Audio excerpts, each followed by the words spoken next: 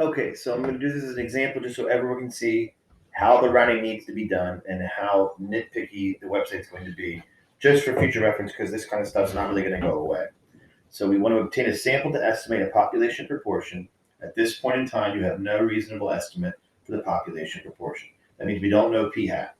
We would like to be 99.9% confident that your estimate is within 0.1% of the true population proportion. How large of a sample size is required? Now, many people aren't reading the specifications for the decimals. It says do not round mid-calculation, but we're going to use a critical value accurate to 3 decimal places. Okay, that's important.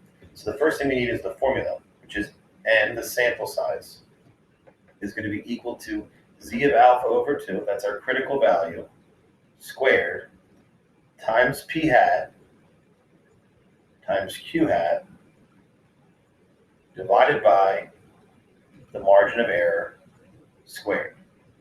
So the first thing I need is to find the critical value. So that's going to be the z-score, or the z-value, that cuts off the middle 99.9%. So we have one z-value here, that's the negative z, and we have a positive z-value here, and they're going to cut off the middle 99.9%. That means 0.1% is divided up amongst these two sections. So we're going to have 0.05 here and 0.05 here. So I'm going to find this z-value in my calculator.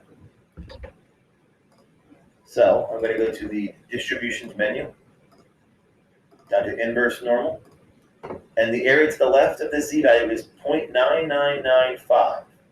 Okay, 99.95%. So I have mu is 0 and sigma is 1. So I get this answer. So this is my critical value. So if you want your answer to be marked correct right away, because remember I told you I go back in and check your answers and I give credit if there's a rounding issue. If you want it to be marked correct right away, you have to do what the instructions said. So use your critical value accurate to 3 decimal places. So this is going to be 3.291.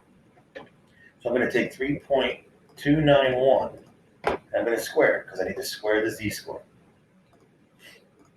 Okay, from there I'm going to multiply it by p hat, which we don't know. So we use 0.5 times 0.5 times q hat, which is also 0.5 in this case. And that's going to be my numerator. Okay, I'm not going to round this at all. I'm not going to round anywhere else except for this critical value. Now I'm going to divide that by the margin of error, which is 0.001 squared.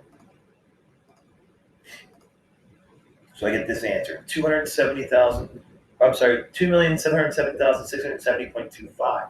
But whenever you're finding a sample size, just to make sure you have enough people in the sample, even though this is below 5, you're going to round up. So this will be 270.7671.